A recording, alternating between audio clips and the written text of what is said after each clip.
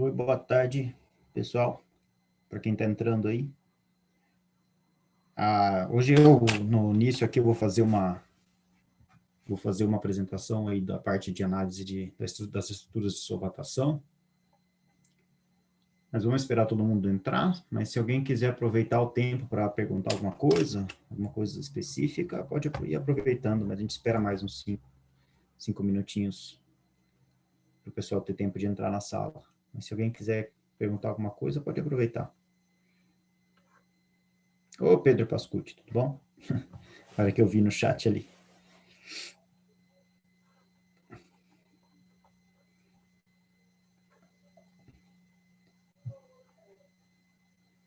Eu sei, parece que está configurado aqui de uma maneira que sou eu que mando em tudo aqui, então talvez eu consiga fazer você falar, mas eu não sei direito.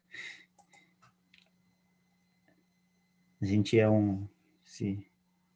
nesses sistemas um pouco solitários aqui do mundo online. Espero que vocês estejam bem por aí.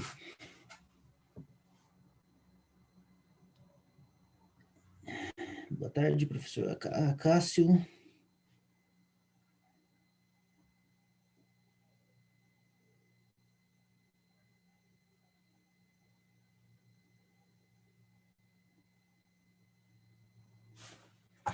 Deixa eu ver o que o Cássio está perguntando. As equilibrações você fez? As de NVT e NPT funcionaram?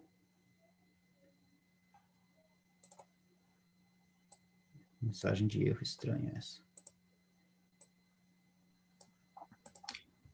Eu tô achando estranha também essa mensagem. Program time source faz blá blá blá.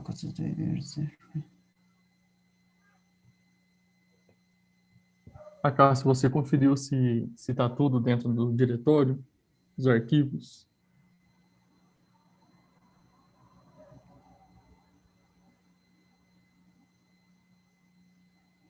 Esse production.tpr é para estar no diretório, né, André? É um Isso, arquivo tem que de estar lá input, né? dentro. Então, esse tem que estar aí dentro.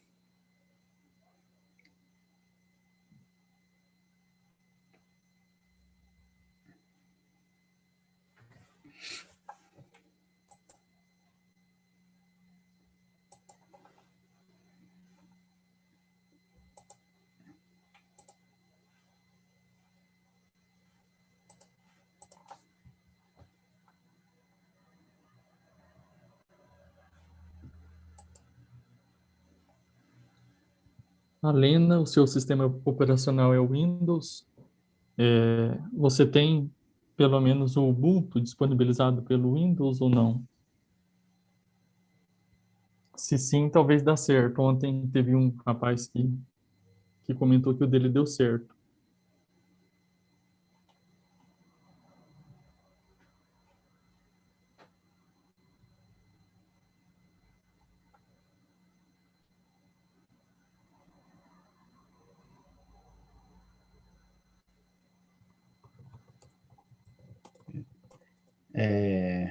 Alena, tem que ver qual é o...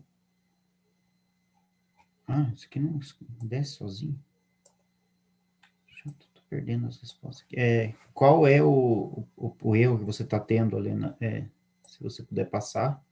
Qual pacote que não instalou? Uma informação um pouco mais específica. As análises que serão trabalhadas nesse curso podem também... Podem sim.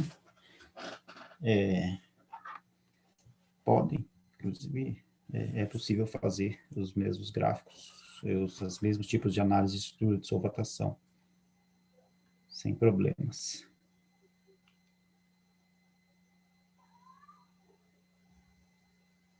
Tá, então Gabriel deu certo. Então, sim, é possível, André. Então, Acácio, se não tem o production.tpr, volta para trás lá para ver, volta uns comandos para trás, porque logo atrás dele você deveria ter gerado esse arquivo, né? Então, Se você vai aqui em Simulations, na parte de produção, esse aqui, ó, essa sequência de comandos aqui é a que vai gerar os arquivos production.tpr dentro de cada diretório. Então, deve ter dado alguma coisa errada nessa etapa aqui, para não ter gerado o arquivo de entrada para a simulação de produção.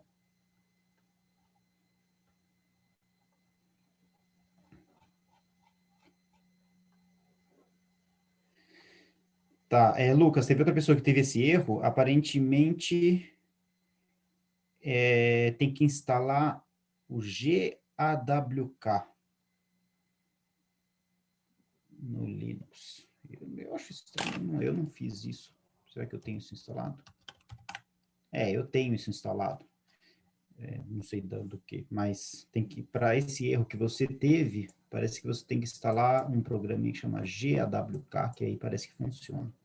Alguém já teve esse problema? E aí...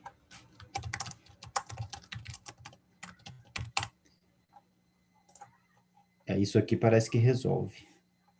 A gente não teve esse problema, mas deve ser porque já estava instalado nos nossos computadores por algum outro motivo. Com dependência de alguma outra coisa. Sim. Inclusive, podemos colocar isso aqui na parte de instalação. A gente pode já atualizar isso, né?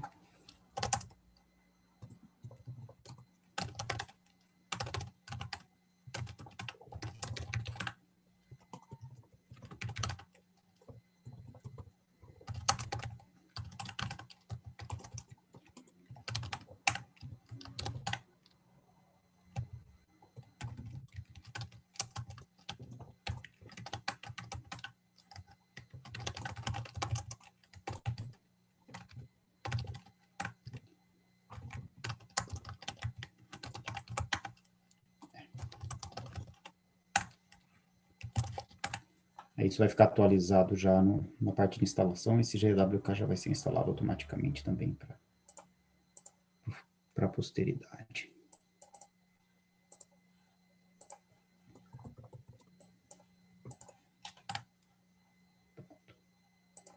Tá, ninguém mais tem esse problema. Ok.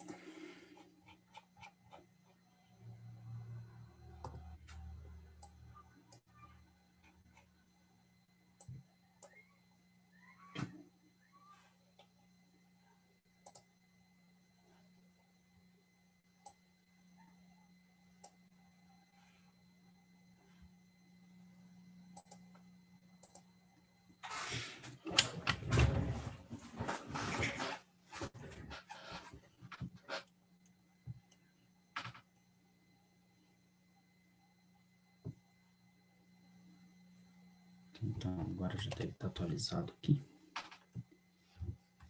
A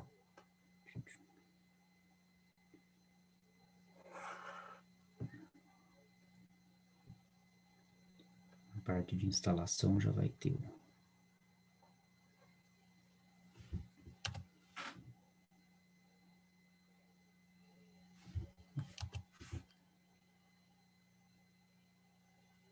aqui, ó, já acrescentei aqui. Esqueci de colocar no título.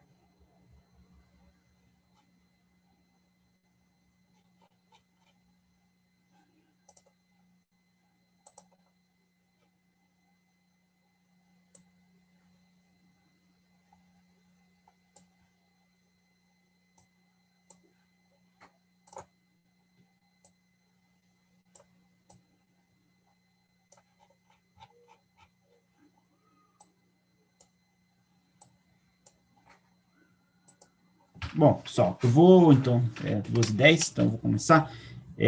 O que eu vou fazer agora, né, então, é apresentar para vocês a parte mais conceitual, essa parte de análise das estruturas de solvatação, para entenderem do que a gente está fazendo, o que a gente está fazendo, o que a gente está falando com aquele software que a gente vai usar.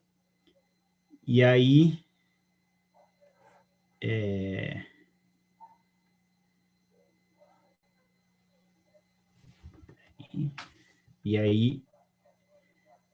a gente continua com a parte de análise, já de maneira um pouco, entendendo um pouco melhor do que se trata, né? E como usar o pacote que a gente desenvolveu e tudo mais. Então, eu vou tentar compartilhar aqui a apresentação.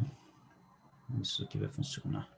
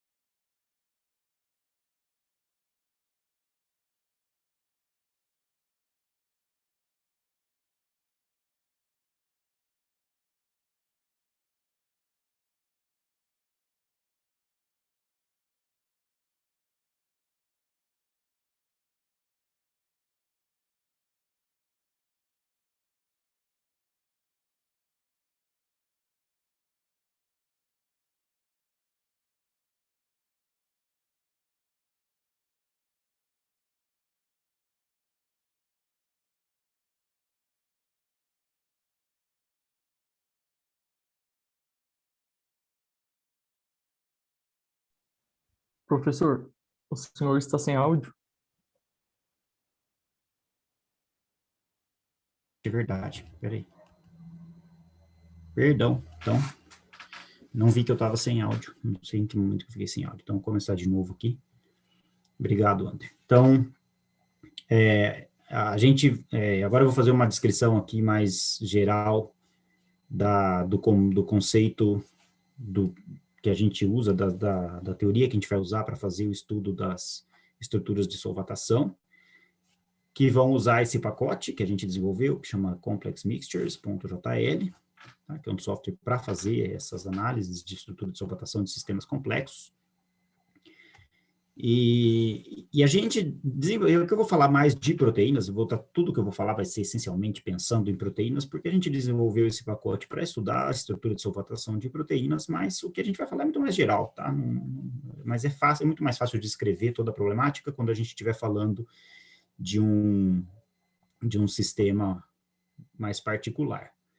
Então, o principal da história aqui é o seguinte, né?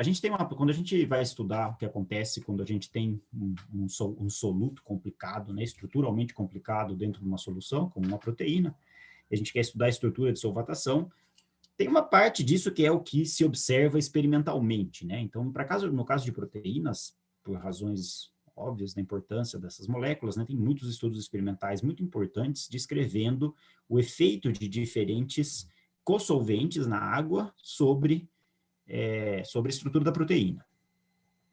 E essencialmente, o que o pessoal tenta medir é se aquela proteína, o estado enovelado da proteína, se ele é favorecido, ou seja, se a proteína é estabilizada no seu estado enovelado, ou se ele é desfavorecido, ou seja, se a proteína é desestabilizada, pela presença de algum co-solvente. Então, Esses cosolventes, quando são moléculas pequenas, orgânicas, são chamadas de osmólitos, e tipicamente, né, osmólitos comuns são álcoois, né, glicerol, açúcares, ureia, trimetilóxido de etileno, trimetilamônio, óxido de trimetilamônio, que é o temal, que é um consolvente comum, um estabilizador comum das estruturas de proteínas.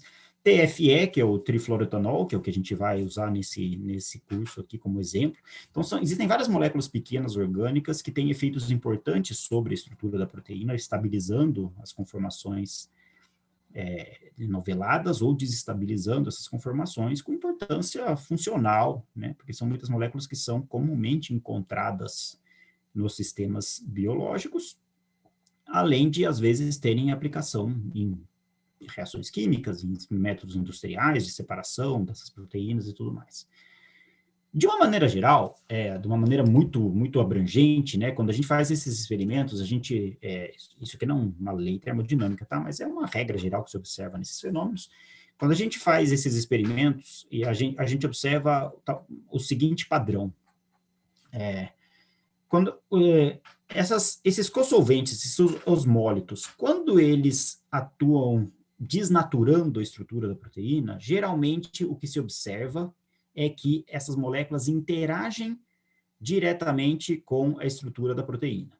Só que, na verdade, quando você faz um experimento, não é isso que você mede. Você não mede as medidas mais, pelo menos as medidas mais simples, que nem sequer são tão simples, mas as medidas mais simples, que são as medidas de observação experimental do comportamento da solução e da estrutura da proteína, ou atividade da proteína em cada solução diferente, o que você observa é que as moléculas desnaturantes tendem a se apresentar como se elas estivessem se acumulando sobre a superfície da proteína, como está mostrado aqui. Nesse caso está desenhada a ureia, né?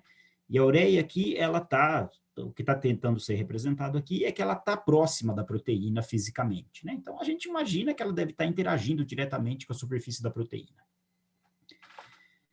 Por que eu estou tomando cuidado nesse dizer que ele está interagindo diretamente com a superfície da proteína, ainda que seja verdade, tá? É porque é o seguinte, a medida experimental ela é uma medida indireta disso, bastante indireta. As medidas mais importantes nessa área são medidas de densidade da solução. Então, essencialmente, o que é feito, né? Assim, de maneira muito geral.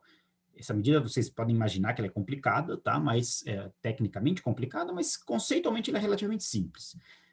Você tem uma solução, conceitualmente seria o seguinte, você tem uma solução de água em ureia em água, ou seja, uma mistura de água e ureia, com uma determinada concentração qualquer, e você acrescenta a proteína nessa solução, né? Em uma determinada concentração também. E aí, o que acontece? No momento que você acrescenta a proteína na solução, evidentemente o volume da solução, em princípio, aumenta um pouco por causa da presença da proteína, portanto, você observaria uma redução, um aumento de volume instantâneo, né? Eu estou criando uma imagem artificial do que acontece, né? Mas a gente vai ver o resultado final. Você acrescentou uma molécula a mais ali mesmo, então você deveria ter um aumento de volume pelo espaço ocupado pela proteína lá dentro. Só que aí, essa proteína interage com a solução, né? E aí pode acontecer o acúmulo das moléculas que fazem parte da solução nas proximidades da proteína, ou não, ou essas moléculas podem ficar afastadas da proteína, né? Se a molécula interage favoravelmente com a superfície da proteína, interage favoravelmente com a proteína, uma molécula do cosolvente, ou uma das espécies do cosolvente, ou todas elas, vão se aproximar da estrutura, e a densidade delas nas vizinhanças da estrutura da proteína vai aumentar. Se, por outro lado, a proteína repelir as moléculas, a densidade das moléculas nas vizinhanças das proteínas vai diminuir. O resultado disso, macroscópico, é que existe uma flutuação na densidade da solução. Então, se você coloca qualquer componente adicional numa solução, e essa componente adicional provoca uma aglomeração de alguma das espécies da solução em torno dessa componente adicional, isso tem um efeito sobre a densidade da solução como um todo. Se ela provoca uma exclusão, tem um outro efeito sobre a densidade da solução como um todo. Então, o que você mede experimentalmente é qual que é a densidade da solução final. Então, você pega uma medida um aparato para fazer medidas de densidade de alta precisão, e você faz misturas de diferentes concentrações de, por exemplo, água e ureia mais a proteína no meio, e aí, dependendo da concentração da proteína, dependendo da concentração da ureia, você mede como varia a densidade em função das concentrações, tanto do soluto, que é a proteína, como dos cosolventes. E aí você pode deduzir, pela maneira como variam essas concentrações, se a ureia, nesse caso o cosolvente, está se acumulando na superfície da proteína, o que leva a uma diminuição na concentração de ureia no seio da solução, e, portanto, um efeito sobre a densidade da solução como um todo, ou se ela está sendo excluída da superfície da proteína, o que também leva a uma variação na densidade da ureia no seio da solução, e, portanto, uma variação diferente de densidade da solução como um todo. Então, o que se mede por densitometria de alta precisão é a variação na densidade da solução, dependendo de qual é a composição da mistura. Esses dados permitem a gente deduzir coisas que são essa conclusão geral sobre o efeito de desnaturantes e estabilizadores sobre a estrutura da proteína, que mais ou menos a gente consegue criar uma imagem física do que está acontecendo. Espécies desnaturantes, você observa que elas tendem a ser atraídas pela presença da proteína, ou seja, elas tendem a se acumular na região onde a proteína está presente. E aí a gente imagina qual que é o raciocínio físico por trás disso, a gente imagina, olha, a proteína ela tem uma superfície, esses desnaturantes vão interagir favoravelmente com a superfície, portanto, são moléculas que, por interagirem favoravelmente com a superfície, favorecem estruturas da proteína de área superficial maior. Então, uma espécie que vai favorecer a formação de estruturas da proteína com maior área superficial, geralmente vai desnaturar a proteína, né? Então, se a ureia, por exemplo, que é o caso que faz isso, né? Se a ureia, por exemplo, ela interage com a superfície da proteína, e ao interagir com a superfície da proteína, isso leva a uma interação favorável, as estruturas da proteína de maior área superficial vão ser estabilizadas. E as estruturas da proteína de maior área superficial, em geral, são as estruturas desenoveladas.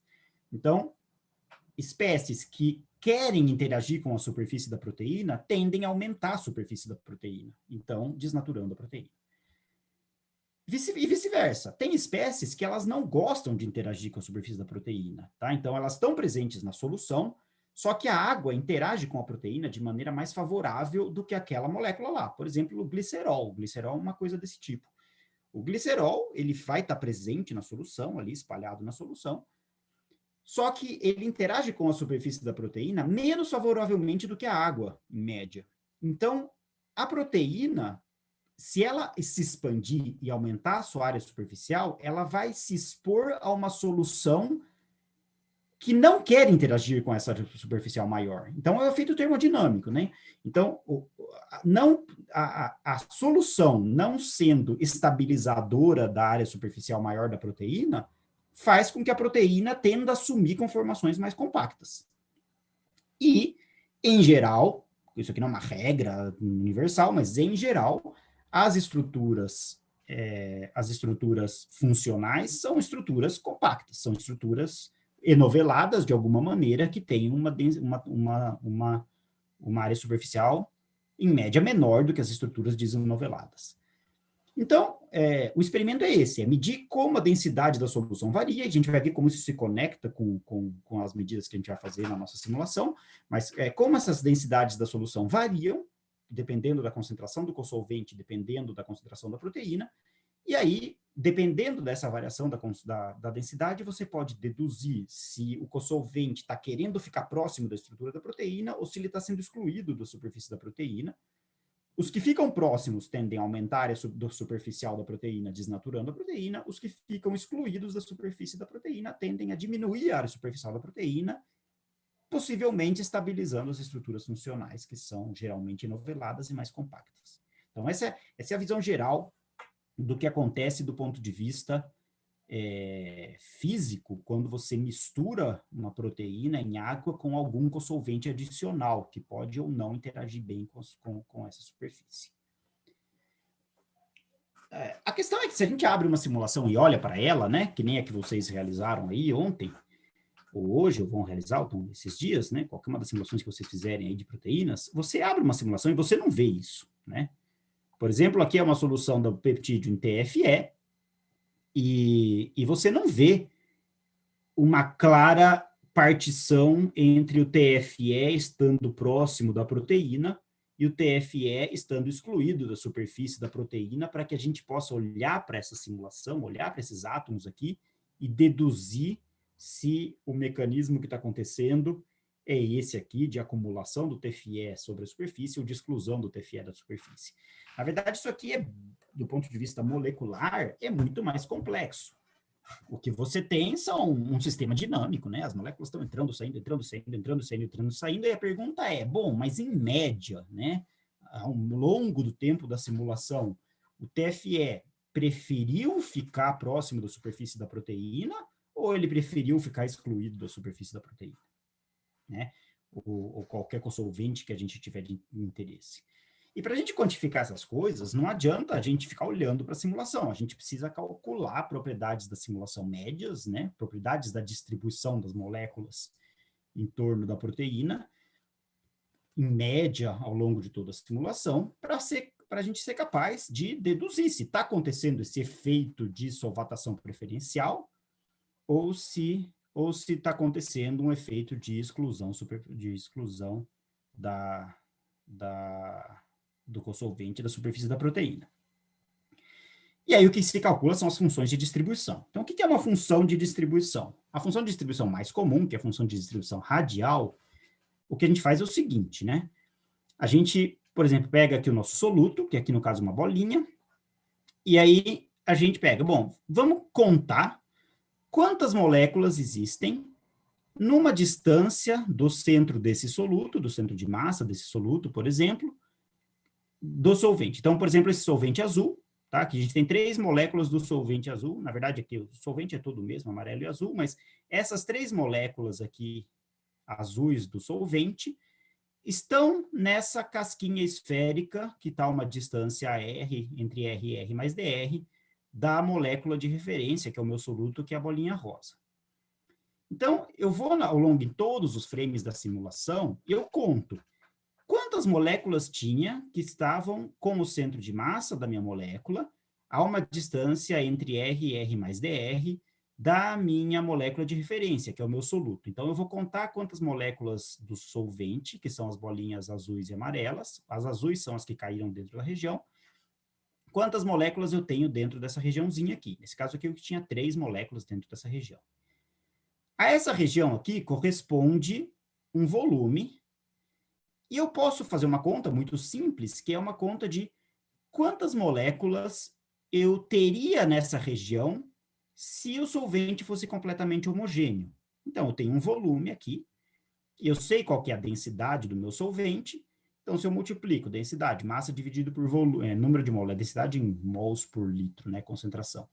Se eu multiplico o número de mols por unidade de volume, que é a concentração, por esse volume, eu calculo quantas moléculas teria nessa região se a minha solução fosse completamente homogênea. E aí eu comparo, faço a razão dessas duas coisas. Quantas moléculas de média, de fato, eu tive ao longo da minha simulação a essa distância R do meu soluto, em relação a quantas moléculas eu teria se a solução fosse homogênea. Então, eu faço a razão dessas duas quantidades. Isso vai gerar esse gráfico aqui embaixo, que faz a gente entender até mais claramente o que eu disse aqui. Se eu estou calculando, estou fazendo essa contagem de moléculas em relação ao centro de massa aqui do meu soluto, em distâncias muito curtas, você nunca vai ter um solvente se sobrepondo ao soluto, né? A uma distância menor do que o raio de Van der Waals dos átomos do soluto. Então, em distâncias muito curtas, eu nunca vou encontrar, por exemplo, dentro da região da bola rosa aqui, eu não vou encontrar nunca uma molécula de solvente. Então, aqui a contagem de número de moléculas de solvente que estão a uma distância menor do que o tamanho da bola rosa vai ser 0 na simulação verdadeira, então nunca vou encontrar uma molécula de solvente dentro dessa região. E o número de moléculas dentro dessa região que existiriam caso a solução fosse homogênea não é zero, é o volume dessa bola rosa multiplicado pela densidade dessa bola rosa. Então, a conta que eu estou fazendo aqui é zero, porque eu nunca encontro nenhuma molécula aqui dentro, dividido por uma coisa diferente de zero, que seria quantas moléculas eu teria nessa região se a solução fosse homogênea. E aí dá zero, né? Porque o que está aparecendo aqui embaixo é, olha, eu não tenho nenhuma molécula a menos de a menos de 0,9, eu não sei que. Bom, a menos de 0,9 angstroms do meu soluto. Tá? Então, mais ou menos. Então, eu nunca encontro uma molécula de solvente mais próxima do soluto do que essa distância de 0,9 aqui. O que é de se esperar que isso é mais ou menos, deve ser o raio de Van der Waals do átomo para o qual essa função de distribuição foi calculada, que eu não lembro qual é. E aí o que acontece, né? Esse soluto, e muito tipicamente isso acontece, vai interagir, acho que deve ser arcônio, isso aqui nem... esse soluto vai ter uma interação em média favorável com as moléculas do solvente, tá? De tal maneira que, por exemplo, caso fácil da gente visualizar, vamos supor que esse soluto aqui forma ligações de hidrogênio com as moléculas do solvente. Então, numa distância típica de uma ligação de hidrogênio, você vai encontrar sempre moléculas, né? Então, se a distância típica de uma ligação de hidrogênio é uma distância aqui no meio, você vai encontrar moléculas do solvente quase sempre nessa distância que corresponde aproximadamente a uma ligação de hidrogênio. Esse quase sempre vai gerar uma densidade local do solvente que é maior que a densidade que existiria se a solução fosse homogênea, porque as ligações de hidrogênio estão fazendo com que apareçam moléculas numa distância específica com maior probabilidade do que aquela que existiria se a solução fosse homogênea. Tem uma interação favorável que tem um comprimento específico de ligação. Então, a densidade na distância de ligações de hidrogênio, de alguma outra interação favorável, é maior do que a distância do que a densidade da solução homogênea. Então, você observa um pico naquela distância, que corresponde ao fato de que existem interações favoráveis acontecendo naquela distância. E aí, sucessivamente, isso vai acontecendo, né? Aí, em uma ligação e meia de hidrogênio, por exemplo, não é o que corresponde a esse eixo X, tá? Eu poderia ter pego a função de distribuição da água, seria mais ilustrativo aqui, mas em uma distância e meia dessas ligações favoráveis, eu vou ter uma exclusão das moléculas do solvente, porque eu vou estar, essencialmente, dentro do raio de Van der Waals da primeira camada de solvatação, e depois uma segunda acumulação, que corresponde a estrutura, ao solvente se estruturando na segunda camada de solvatação. Depois uma exclusão, terceira camada de solvatação, exclusão, quarta camada de solvatação. À medida que eu vou me afastando do soluto, chega um momento onde o solvente, que está aqui longe, não percebe mais a existência desse soluto aqui, e aí a densidade de solvente nessa distância grande, nessa distância longínqua aqui do soluto, ela vai ser a mesma densidade da solução homogênea. E aí essa função tende a 1, porque é a razão dessas duas densidades. Então, uma função de distribuição, tipicamente a distribuição radial em particular, ela vai ser zero em distâncias muito curtas, por causa do raio de Van der Waals das espécies. Aí vai ter alguma interação favorável, provavelmente, entre a espécie e entre o soluto e o solvente, que vai gerar aumentos de densidade local. E depois, lá em distâncias muito longas, ela tende para 1, porque longe do soluto, a densidade da solução tende a ser a densidade da solução homogênea, que é a própria solução bulk, do seio da solução na qual você está estudando. Então, isso é uma típica função de distribuição radial, que tá sendo demonstrada aqui, que vai ter um perfil desse tipo aqui. Agora, o problema é que se a gente agora tem um soluto complicado, né, como uma proteína, né, e um solvente complicado, como em vez de uma bolinha, em vez de uma molécula de água, a gente tem uma molécula de ureia ou uma molécula de glicerol, e a gente calcula essa contagem de número de moléculas em função da distância do centro de massa do soluto com o centro de massa do solvente. Por exemplo, se a gente tem essa hélice aqui, uma molécula, o centro de massa está bem no centro da hélice aqui. A primeira vez que aparece uma molécula de água na direção perpendicular à hélice é uma distância, sei lá, de 4 angstroms do centro de massa da hélice. Porém, nessa mesma distância, ainda tem hélice na outra direção. Então, eu começo a contar moléculas de água que estão a 4 angstroms, mas eu estou contando conjuntamente um outro pedaço da solução na qual ainda existe a hélice. Então, se eu calcular quantas moléculas de água eu tenho a 4 angstroms do centro de massa, eu vou contar moléculas que estão na solução, mas eu vou contar uma região da solução onde eu não tenho nenhuma molécula de água. E aí eu vou fazer a média disso e eu vou possivelmente chegar a uma conclusão de uma coisa desse tipo. Olha, lá perto de 4 angstroms, a densidade de moléculas de água em torno da minha proteína é menor do que a densidade da solução como um todo. Por quê? Porque, apesar de que tem lá em moléculas de água 4 angstroms formando ligações de hidrogênio, etc., o que deveria indicar uma interação favorável da proteína com essas moléculas de água, a 4 angstroms do centro de massa desse peptídeo aqui, eu ainda tenho peptídeo, e o peptídeo está ocupando espaço, então está aumentando o volume que eu estou considerando numa região onde a água está sendo completamente excluída. Então, o que acontece é que a função de distribuição radial, ela vai começar como zero, onde não tem nenhuma molécula de água, e ela vai começar a apresentar solvente em distâncias que não fazem muito sentido físico, porque essas distâncias que eu estou considerando aqui, em relação ao centro de massa do soluto, são distâncias que estão levando em consideração tanto interações físicas de verdade, como regiões da solução que estão dentro da esfera da esfera de Van der Waals, do espaço, do volume de Van der Waals do próprio soluto. Então, eu estou misturando contagens que fazem com que a imagem que eu tenha dessa função de distribuição aqui radial, calculada entre o centro de massa do soluto e o centro de massa do solvente, não forneça para a gente nenhuma imagem claramente estrutural, molecular, das camadas de solvatação que esse peptídeo tem pelos diferentes cosolventes nessa solução. Então, por quê? Porque eu estou usando como referência para a contagem das minhas moléculas a cada distância entre soluto e solvente, o centro de massa do soluto, que não é um objeto esférico, e o centro de massa do solvente, que também não é um objeto esférico, pode ser um objeto muito complicado. Então, fazer essa contagem de densidades de entre dois objetos que não são esféricos, ou que são muito diferentes de esferas, faz com que a imagem física dessas interações se perca se eu faço uma função de distribuição radial dessa maneira. Então, para estudar essas soluções de solutos e solventes complexos, né, a gente aborda o problema de uma outra maneira. A gente desenvolveu, né, o software e um pouco das validações da teoria envolvendo nisso, né, que são as funções de distribuição de mínima distância.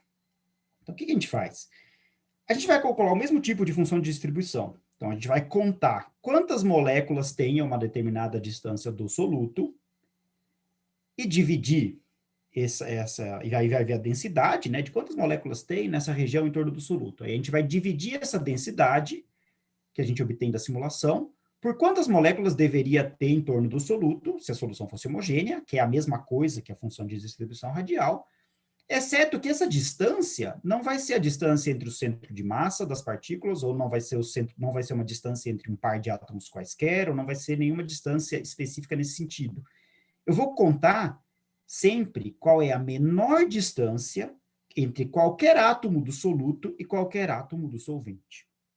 Então, por exemplo, nesse caso aqui, se eu tenho uma proteína, um soluto que é todo deforme, ele não é nada esférico, e eu vou contar quantas moléculas estão a uma distância R do soluto, eu vou contar quantas moléculas estão. Essa distância R vai contar qual é a mínima distância entre qualquer átomo do soluto e qualquer átomo do solvente. Então, quando eu fizer essa contagem, eu vou estar levando em consideração o formato do soluto e vou estar levando em consideração também o formato do solvente, se o solvente for complexo também estruturalmente. Então, é uma função de distribuição também, com a mesma natureza física da função de distribuição radial, só que a contagem é feita de maneira diferente. E como eu estou contando sempre a menor distância entre qualquer molécula do soluto e qualquer átomo do soluto e qualquer átomo do solvente, Por exemplo, se a interação mais importante que acontece, a primeira interação mais importante que acontece são as ligações de hidrogênio, a menor distância que eu vou observar vai ser a distância típica de uma ligação de hidrogênio entre soluto e solvente. Então, por exemplo, isso é o que acontece aqui. Aqui a gente tem uma função de distribuição de mínima distância, em função da distância, para uma molécula de dióxido de trimetilamina, temal, que é uma molécula que tem não esférica, tá? Um pouquinho mais complicadinha, tipicamente uma molécula que estabiliza, devia ter colocado o desenho dela aqui, mas é uma molécula que estabiliza a estrutura enovelada da maior parte das proteínas, e isso aqui é a função de distribuição de mínima distância dessa molécula em torno de uma proteína, e o que a gente vê é que essa função de distribuição ela é zero em distâncias curtas, o que corresponde ao espaço ocupado pelo volume de Van der Waals da proteína, e você começa a ver temal em torno da proteína, a uma distância de 1,7, mais ou menos, com um máximo, que tem, no caso, um ombro em torno de 1,8, que é a distância típica de uma ligação de hidrogênio bem favorável, e aí com um máximo aqui mais ou menos distribuído perto de 2, que são ligações um pouco menos favoráveis. A questão é que agora, independentemente do fato do soluto ser uma proteína, ser uma coisa estruturalmente complexa, e do solvente também ser uma coisa estruturalmente complexa, essa função de distribuição, ela mostra o que a gente espera ver do ponto de vista físico, né? Ela mostra a distribuição das moléculas nas camadas de solvatação da estrutura do solvente em torno do soluto, ou de qualquer solvente. Então, nesse caso do peptídiozinho, o que a gente vai estar calculando é a menor distância entre a água e o peptídeo, ou a menor distância entre o TFE e o peptídeo, e a gente vai ver exclusão desses dois solventes em distâncias muito curtas, porque é o volume de Van der Waals do peptídeo, e a gente vai começar a observar alguma presença de solvente nas distâncias típicas de ligações de hidrogênio, porque tanto a água como o TFE são capazes de formar ligações de hidrogênio com o peptídeo. Então, o uso dessas funções de distribuição de mínima distância faz com que o formato dos solutos, solventes complexos que eu possa ter numa solução, não seja mais importante do ponto de vista da análise da estrutura de solvatação. E a gente olha para essas funções de distribuição de mínima distância e a gente entende elas da maneira como a gente imagina que a gente tem que entender a solvatação dessas estruturas do ponto de vista molecular, como interações nas superfícies do soluto. Aqui é um detalhe técnico, mas não é irrelevante aqui por causa da formulação do nosso pacote, né? É que a normalização, né? A maneira como a gente tem que normalizar essa função de distribuição, que é a contagem do número de mínimas distâncias entre o soluto e o solvente a cada distância, tem que ser normalizada pela contagem de menores distâncias, caso a solução fosse homogênea. Né? Então, a normalização dessa função de distribuição não é totalmente trivial, e foi ela que a gente introduziu e que a gente implementou nesse pacote. A principal novidade assim, desse software é a capacidade de fazer essa normalização, gerando conformações aleatórias do soluto em torno do solvente em torno do soluto, para poder fazer uma normalização apropriada dessa função de distribuição, que permita tanto a interpretação física do resultado, olhando para a função de distribuição, como que permita também o cálculo das propriedades termodinâmicas do sistema a partir dessas funções de distribuição. Então, tem uma questão técnica aqui, que é, para quem está um pouco mais por dentro da área, que é que a normalização dessas funções não é totalmente trivial, e é isso que é a parte mais elaborada do cálculo que é feito no software que a gente desenvolveu. Bom, então é isso que acontece, né? Então a gente vai calcular essas funções de distribuição de distância mínima. Então, por exemplo, acho que aqui é a ureia, né? Tinha mencionado para vocês a ureia, que é um desnaturante. E aí a gente observa, né, que esse desnaturante aqui, ó, em uma distância perto de 1,9, tem um máximo muito pronunciado que indica que a ureia forma ligações de hidrogênio muito fortes, né, com um aumento de densidade local 4 vezes maior do que a densidade da solução como um todo. Então, tem um aumento de densidade local muito pronunciado no caso da ureia, que acontece em distâncias de ligação de hidrogênio. Então, a ureia é um desnaturante, a gente espera que ele como desnaturante, interaja com a superfície da proteína, e ao interagir com a superfície da proteína, provoca a desnaturação pela tendência de aumentar a área superficial da proteína, e o que a gente observa de fato é que ela interage fortemente com a superfície como esperado. O temal é um protetor, né? O temal é uma molécula que geralmente protege a proteína da desnaturação. Então, do ponto de vista macroscópico, a gente espera que o temal esteja excluído da região onde a proteína se encontra na solução. Mas se a gente olha para as funções de distribuição de mínima distância, a gente vê que o temal também forma ligações de hidrogênio, tá? Com um aumento de densidade menor do que o aumento de densidade que a ureia apresenta. Então, a ureia tem aumentos de densidade local de até 4,5 vezes a densidade da solução como um todo. O temal apresenta um aumento de densidade local de 2 vezes e meia. Então, ele está menos acumulado sobre a superfície, mas ainda assim existem ligações de hidrogênio do temal, principalmente aqui, as ligações de hidrogênio são aqui, né, com aumento de densidade de 1,5. O temal ainda se acumula sobre a superfície. Então, tanto a ureia, que é um desnaturante, como o temal, que é um protetor, ambos interagem com a superfície da proteína. Tá? E a gente vai ver que o TFE também interage com a superfície da proteína, inclusive, isso dá uma nova perspectiva para o que a gente está querendo dizer, porque tanto o desnaturante como o protetor interagem com a superfície da proteína, e aí a gente vai ter que entender essas interações do ponto de vista molecular para explicar duas coisas. Primeiro, por que essas interações favorecem ou desfavorecem o estado desenovelado da proteína. Segundo, como é que o resultado experimental macroscópico se explica? Porque se o temal está formando ligações de hidrogênio com a superfície da proteína e apresentando um aumento de densidade local perto da proteína, por que a observação macroscópica obtida por densitometria nos induz a acreditar que o temal está sendo excluído da superfície? Então, essas duas coisas têm que ser explicadas. Felizmente, essas integrais, essas funções de distribuição permitem, assim como as funções de distribuição radial também permitem, calcular essas coisas que são as integrais de Kirkwood-Buff, tá? Que é a teoria de soluções de Kirkwood-Buff, é a teoria mais importante aí para entender estruturas de solvatação. E o que elas são, né? Vamos tentar entender conceitualmente o que é uma integral de Kirkwood-Buff. É mais ou menos o seguinte: a gente viu, né, no slide anterior, que a gente tem na nossa solução a proteína, lá que é o soluto, e aí o nosso solvente, nesse caso o temal, ureia, um cosolvente nesse caso, ele sofre variações de densidade em torno da proteína. Então, a ureia, ela está excluída da região onde a proteína se encontra, pelo raio de Van der Waals, pelo volume de Van der Waals da proteína. E aí, à medida que eu me afasto um pouco, eu começo a observar muita ureia, porque a ureia forma ligações de hidrogênio com a superfície da proteína de maneira muito favorável. Então, eu tenho uma exclusão de ureia da onde a proteína se encontra, depois um aumento de densidade da ureia naquela região, e depois uma redução de densidade, depois a densidade tende à densidade da ureia no seio da solução como um todo. Qual que é o efeito disso sobre a densidade da solução como um todo? Se a ureia se acumula muito na superfície da proteína, isso diminui a concentração de ureia no seio da solução, provocando um efeito sobre a densidade.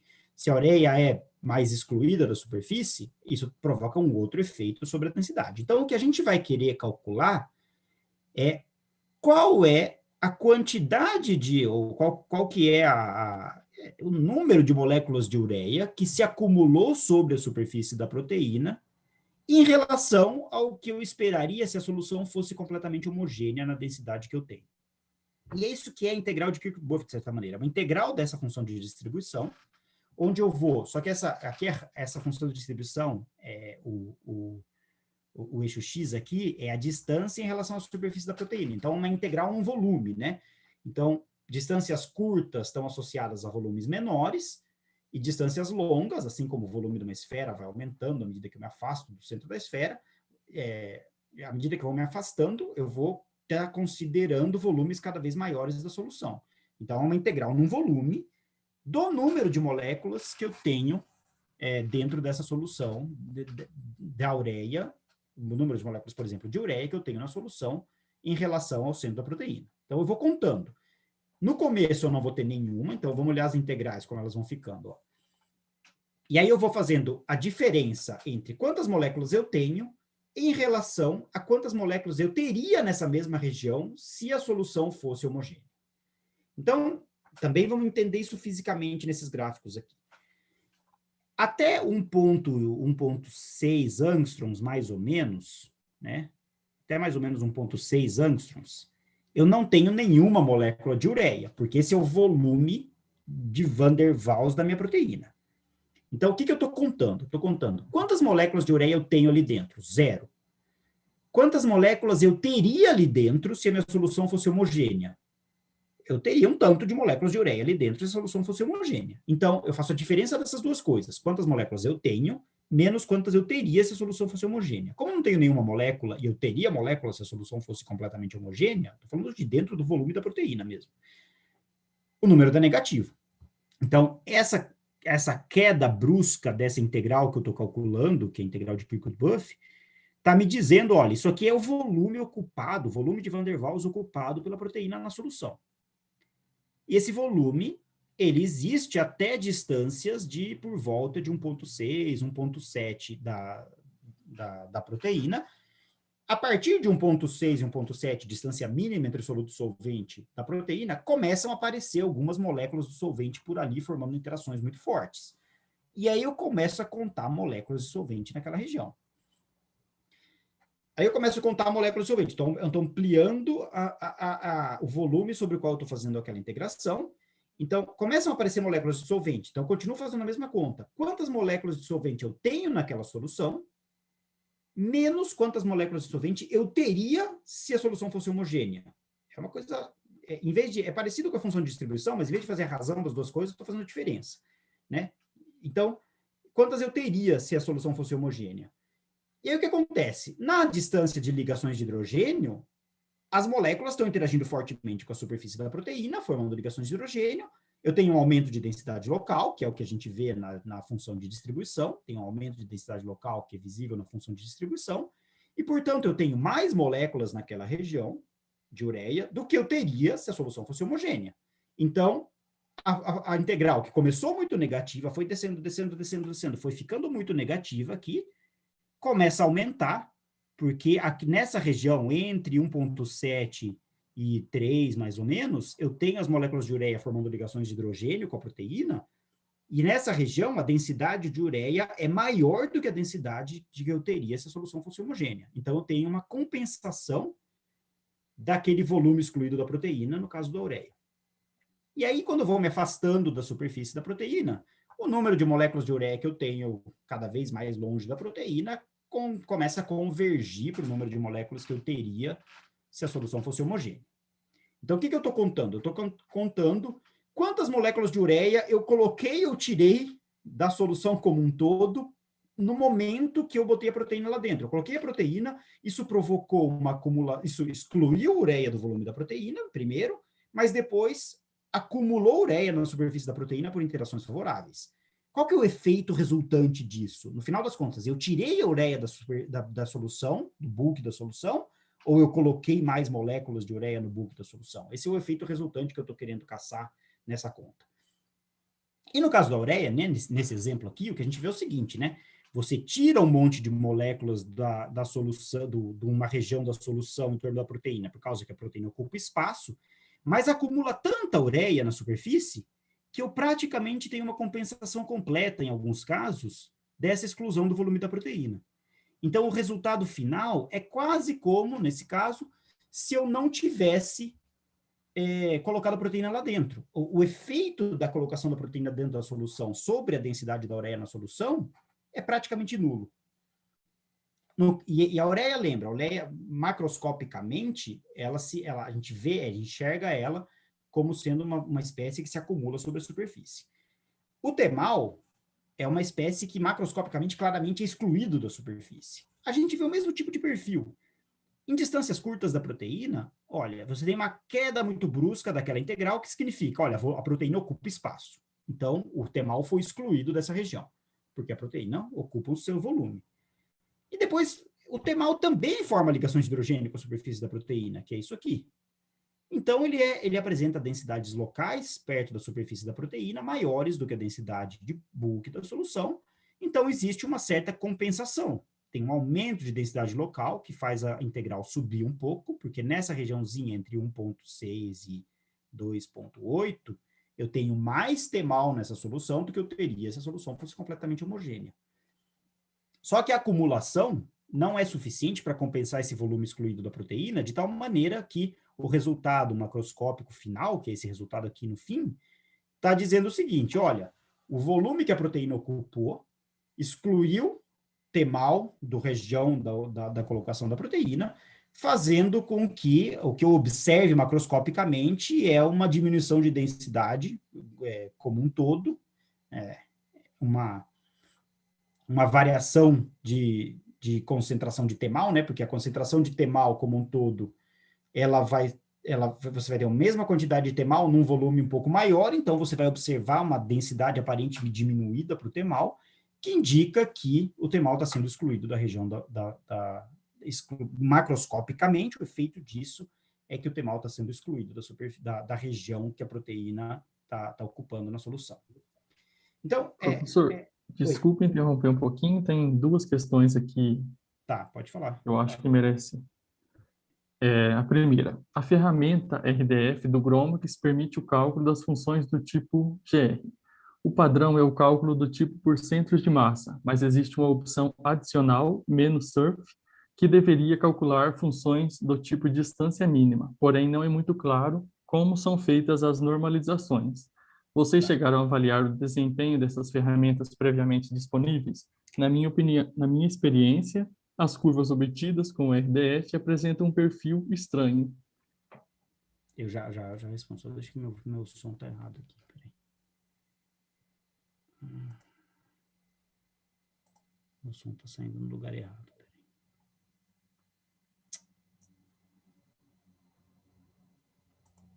Eu já respondo.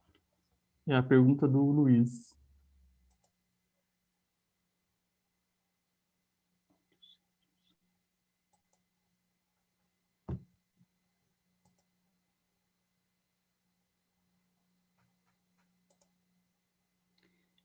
Luiz, espera aí.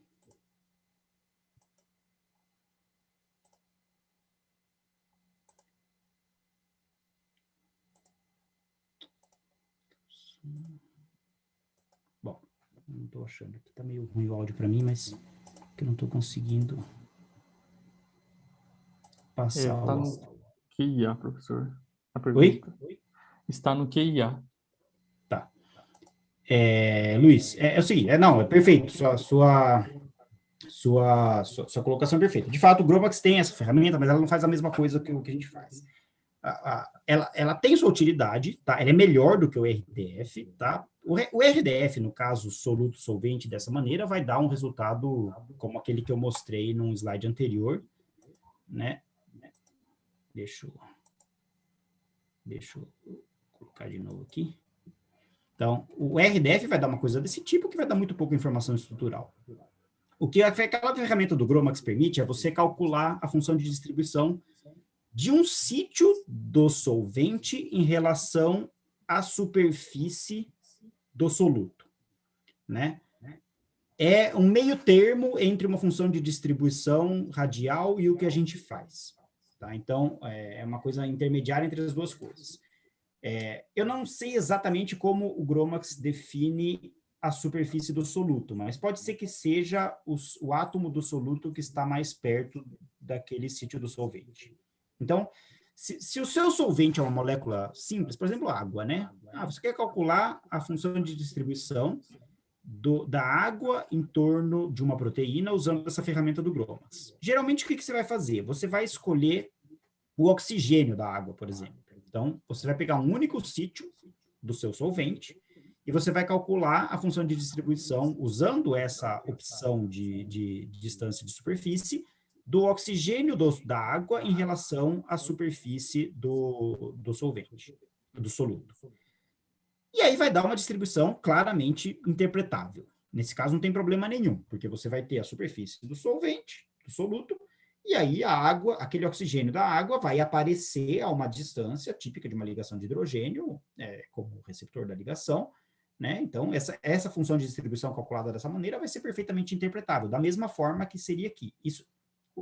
Essa conta é equivalente no nosso pacote a você escolher o soluto como a proteína e escolher só o oxigênio da água como solvente. Então, tipicamente, você vai querer estudar as funções de distribuição da água em torno de uma proteína com o GROMACS, perfeitamente factível. Você pode fazer a conta do oxigênio versus a proteína, e depois você faz do hidrogênio, de um dos hidrogênios contra a proteína, depois do outro hidrogênio contra a proteína, pode tirar a média dos dois, enfim. E aí você consegue ter uma visão estrutural do que está acontecendo numa interação simples desse tipo. Agora, se sua molécula é como essa aqui, né, que, sei lá, um glicerol, uma molécula mais complicada, o solvente é uma molécula mais complicada, isso não é suficiente para obter uma estrutura. Você começa a ter que decompor demais a sua função de distribuição para ter uma visão estrutural clara, tá? Você acaba tendo que fazer uma decomposição muito complicada. Ou seja, eu vou pegar um dos oxigênios do glicerol, depois o outro oxigênio do glicerol, depois o terceiro oxigênio do glicerol, e aí cada um deles vai dar uma função de distribuição diferente. Aí você tem que somar elas. Aí e os carbonos do glicerol? Eles não são exatamente iguais. Será que eles contribuem? Será que eles não contribuem? Como é que eles estão orientados? Enfim, você começa a ter que decompor o seu soluto, o seu solvente, em um monte de pedaços diferentes para conseguir construir essa imagem estrutural. A normalização, nesse caso, é um pouco mais fácil, porque o que você precisa para normalizar não é a contagem de mínima. Se você está fazendo a função de distribuição da proteína em relação a só o oxigênio da água, o que você precisa é calcular qual que é o volume que corresponde. Esse volume aqui, né?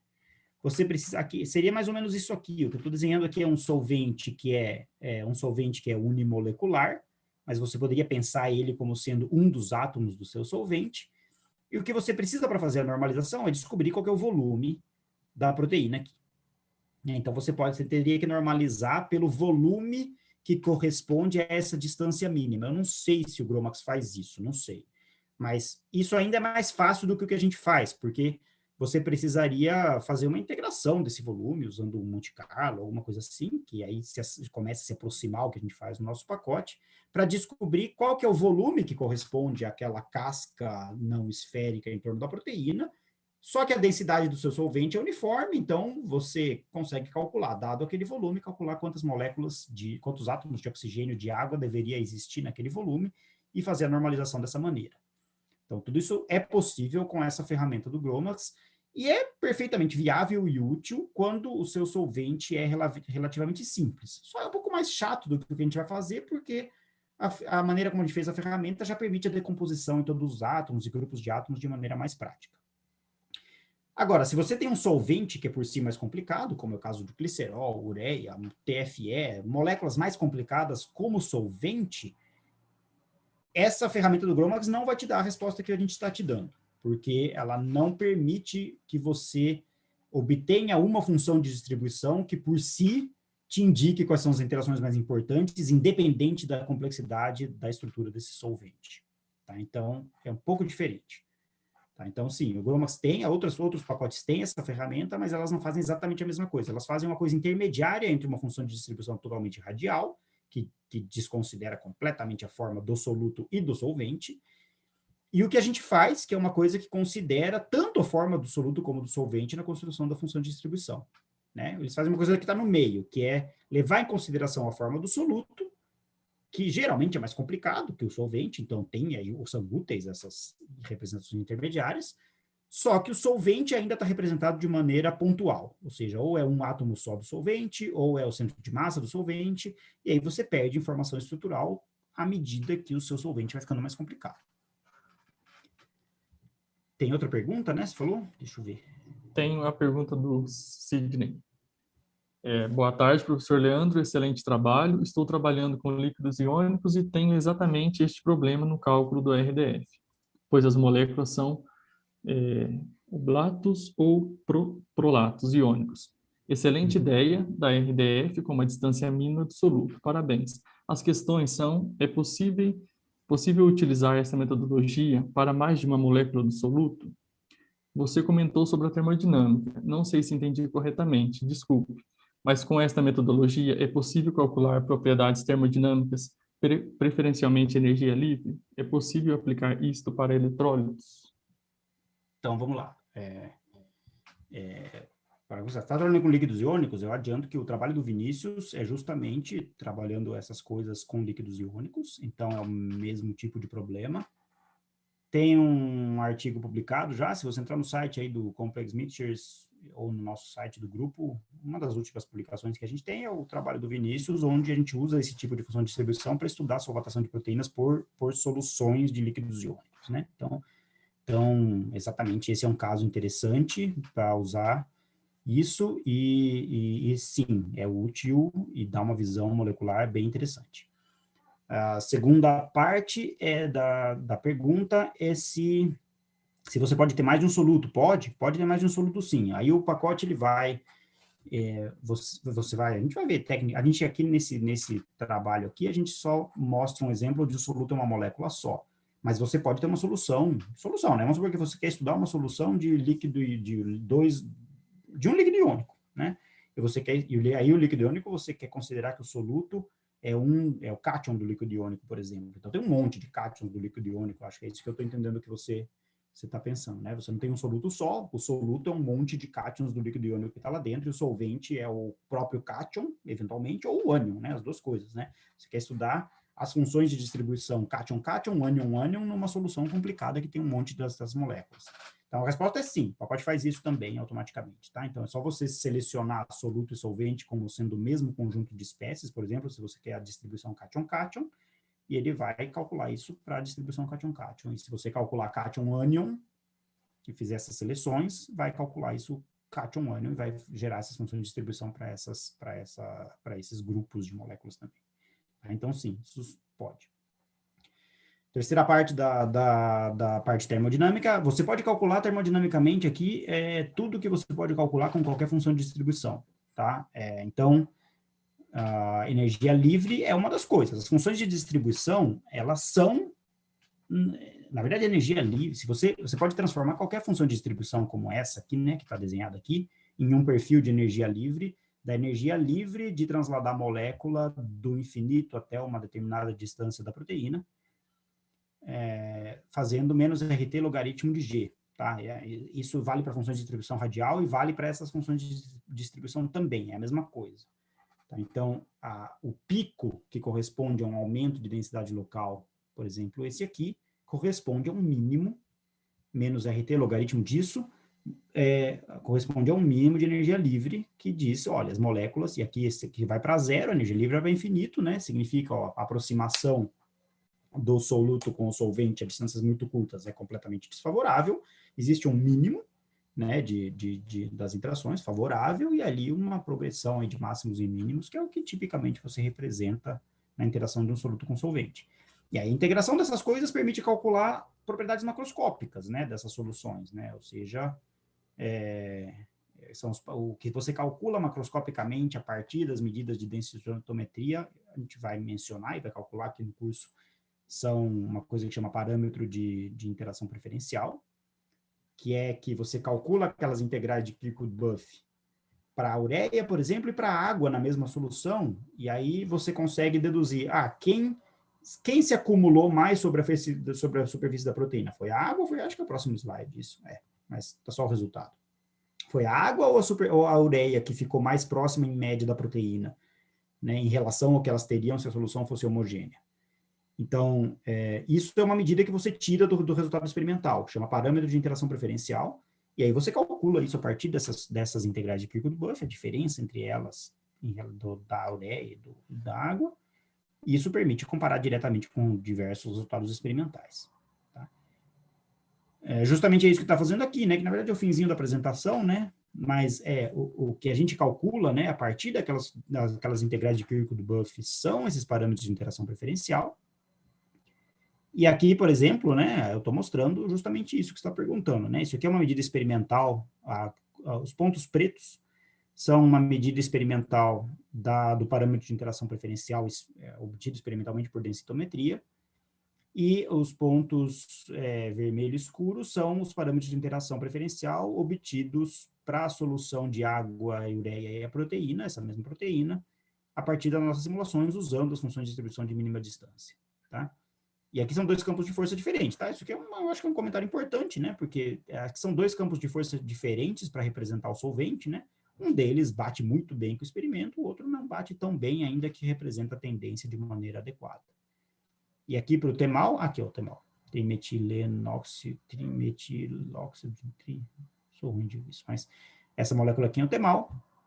E aqui nenhum dos campos de força, todos eles representam a tendência bem, ou seja, a tendência do temal ser excluído da superfície da proteína à medida que você aumenta a concentração, mas quando você vai para concentrações maiores de temal, nenhum deles consegue de fato representar, nenhum dos campos de força que estava disponível quando a gente fez esse trabalho, representava efetivamente o nível de exclusão do temal da superfície da proteína que estava sendo observado experimentalmente, tá? Então, espero ter respondido a pergunta. Mas, sim, tudo isso pode ser feito para soluções mais complexas e com mais solutos, mais solventes e tudo mais. Bom, então, tudo isso que a gente está falando aqui está implementado nesse pacote que chama Complex Mixtures, que está disponível nesse link aqui, tá? Vocês vão clicar, vai abrir isso aqui. Ele tem mais coisas interessantes, na verdade, né? Ele calcula as funções de distribuição de mínima distância, calcula as integrais de Kirchhoff, que são essas coisas que você conecta com os parâmetros termodinâmicos. E uma coisa muito legal dessas funções de distribuição de mínima distância é que, como você está calculando a menor distância entre qualquer átomo da proteína e qualquer átomo do solvente, né? Mas você pode anotar quem foi o átomo da proteína e quem foi o átomo do solvente que satisfez essa menor distância em cada frame, em cada momento da sua simulação. E quando você anota isso, você pode depois decompor a função de distribuição completa na contribuição de cada átomo, de cada tipo de átomo, de cada grupo da proteína, de cada grupo do solvente que você quiser, da maneira como você quiser decompor, para entender como esses átomos contribuem para cada pico daquela função de distribuição. Então, isso é uma coisa que a gente vai fazer aqui no curso, e a outra coisa que está lá demonstrada também é que você pode fazer isso para cada grupo da proteína também. Então, você pode mostrar quem é o aminoácido da proteína que satisfez aquela menor distância. Qual é a região da proteína que satisfez aquela menor distância? Foi o backbone da proteína que está formando as ligações de hidrogênio? Qual é a proporção das ligações de hidrogênio que está sendo formada com o backbone da proteína? Ou das interações inespecíficas, né? Porque a ligação de hidrogênio ainda você pode calcular diretamente, calculando ligações de hidrogênio com diferentes pacotes, mas todos os tipos de interação que você está observando na função de distribuição vai poder ser decomposta nas contribuições dos diferentes tipos de átomos, dos diferentes grupos da proteína, dos diferentes grupos do solvente, diferentes tipos de átomos solventes, assim sucessivamente, né? Então, a gente vai ver um caso aqui, o próximo slide, eu acho. O pacote aceita todo tipo de trajetória mais comum, GROMACS, NAMD, NMD, etc., LAMPS, tudo isso ele aceita através, eu uso aqui uma implementação do ChemFiles, que é uma coisa implementada por outras pessoas, para ler todas essas trajetórias. E ele é livre, tá? Ele roda em paralelo, isso aqui é relativamente importante para simulações muito longas, porque, como eu falei, a normalização dessa função não é muito simples, e ela é bem mais demorada do que calcular uma função de distribuição radial. Mas ainda tudo bem. Agora você pode calcular para simulações longas isso em alguns minutos, e é totalmente factível, tá? Tudo isso foi implementado na linguagem de programação, Julia, que é muito interessante para fazer programação de alto desempenho e de análise numérica. Então, o que a gente vai fazer aqui no curso especificamente, né, é calcular essas funções de distribuição para essa hélice, né, esse peptídiozinho em misturas de água e TFE, que é o trifluoroetanol, aquela moleculinha ali embaixo. Aquela é hélicezinha, o peptídiozinho tem aquela sequência, né, AAA 3 vezes isso, que é um peptídiozinho padrão aí, formador de hélices. E a gente sabe que esse TFE estabiliza essas hélices, né? A gente vai querer entender por que ele estabiliza essas hélices. Então, a gente vai poder pegar, fazer essas simulações, né, dessa mistura de água com TFE e calcular essas funções de distribuição de mínima distância do TFE com a hélice. E um resultado típico que vocês vão ter é esse aqui, né, que é a função de distribuição. Em azul, a gente tem a curva da função de distribuição total, que mostra para a gente, né, ó, que tem a curva azul, ela é zero, né, porque todo o solvente TFE está sendo excluído da superfície da região do volume de Van der Waals da proteína. Aí ele começa a aparecer e ele tem um pico, né? A curva azul tem um pico aqui, que por volta de 1,8, 1,9 angstroms, que indica a existência de ligações de hidrogênio, né? E depois tem uma diminuição, e daí tem um segundo pico de 2,6 angstroms mais ou menos, que indica a presença de interações inespecíficas, né? Que, ou seja, não são ligações de hidrogênio, são coisas menos específicas. E, por exemplo, a gente pode decompor toda essa função de distribuição na contribuição de cada tipo de átomo do TFE, né? Então, esse perfil dessa curva azul, ele pode ser decomposto quando que era fluoreto, quando era o flúor, né, que estava próximo da proteína. Então, a gente vê que o flúor é o que mais contribui para a formação do pico das interações inespecíficas. Então, esses 3 átomos de flúor aqui da molécula são aqueles que estão interagindo da maneira mais importante, de maneira inespecífica com a proteína. Os hidrogênios do carbono, alifático, desse carbono aqui, e desse aqui não tem hidrogênio, né? Então, é desse aqui, também contribuem de maneira importante para essa interação. Notem que o carbono não contribui nada, né? O verdinho não contribui nada, por quê? Porque, como tem hidrogênios aqui, o carbono nunca é o átomo do TFE que está mais perto da proteína, né? Sempre que, se esse grupo aqui se aproximar da proteína, ele vai se aproximar pelos hidrogênios, né? Então, o carbono nunca é o átomo que está mais próximo, então ele não contribui nada para a função de distribuição de mínima distância, né? Quem contribui são os hidrogênios ligados nesse carbono aqui, que são essa curva roxa aqui, essa curva roxa.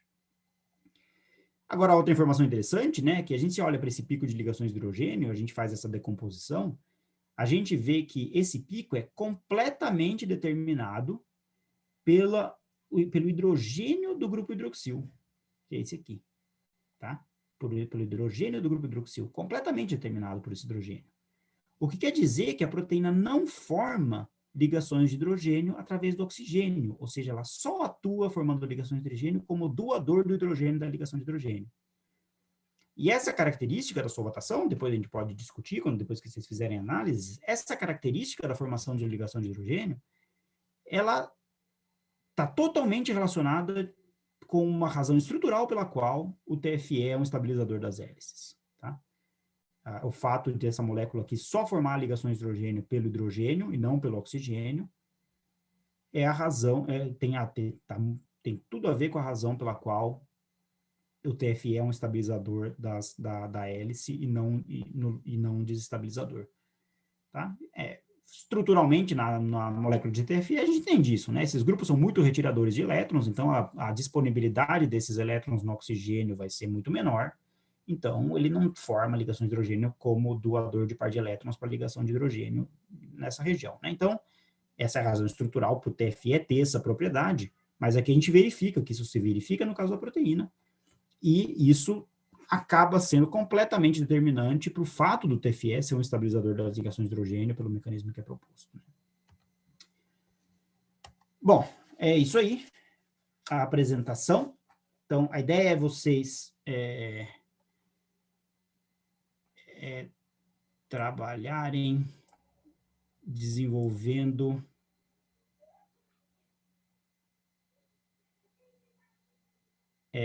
peraí, Eduardo, já respondo. Desenvolvendo essas análises aqui com essas metodologias, a partir das simulações que vocês fizeram, para a gente entender, né, depois de ter feito uma simulação que espero que tenha mostrado bem, né, a variação estrutural de peptídeo para desnovelado para peptídeo, assim sucessivamente, a mostrar qual que é o efeito do solvente sobre essas distribuições. Tá? Deixa eu só tentar arrumar meu som aqui, eu já respondo sua pergunta aqui. Onde é que era isso?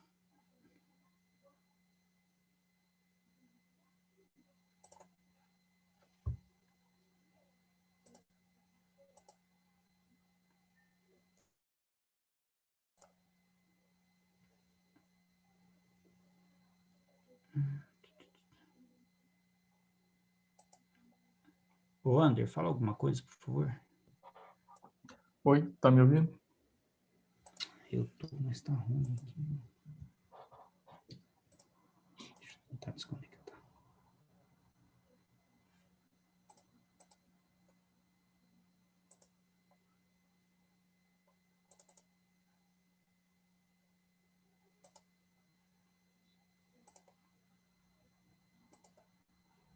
Ok.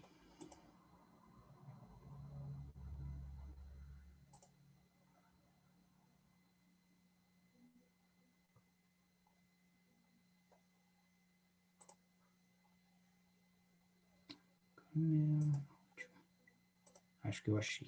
Fala alguma coisa aí, André. Oi, teste. Agora sim, agora deu certo. Uhum. Tá, obrigado.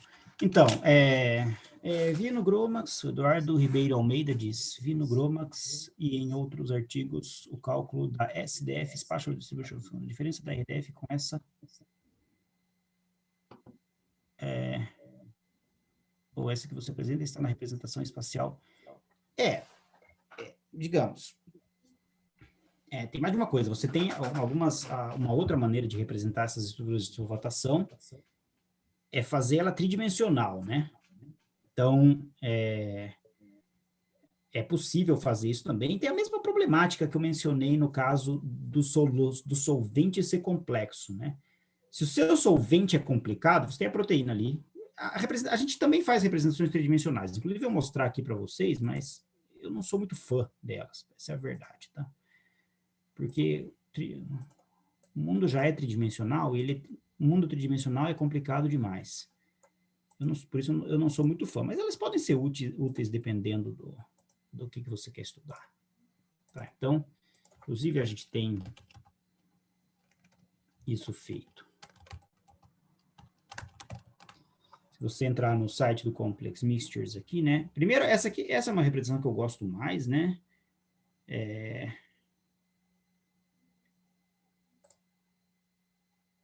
Onde está aqui? Acho que está no...